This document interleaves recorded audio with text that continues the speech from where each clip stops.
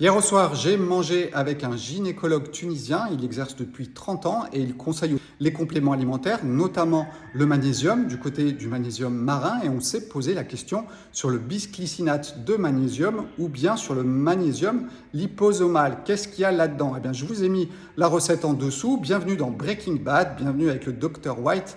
Ça tombe bien, je devais être prof de physique-chimie. Et vous allez voir qu'en fait, c'est complètement artificiel.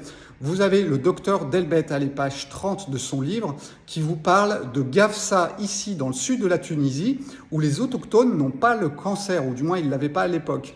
Que s'est-il passé? Eh bien, il a étudié les sols et étudié les sources et c'est bourré de magnésium. Et c'est vrai, moi j'étais dans une oasis de montagne, j'ai goûté l'eau, elle était chargée en minéraux.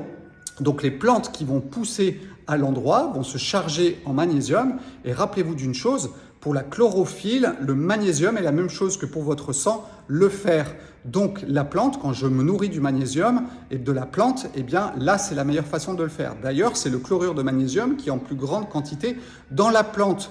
Donc on nous roule sûrement un peu dans la farine. Essayez de trouver des bons aliments, sinon vous allez à la source.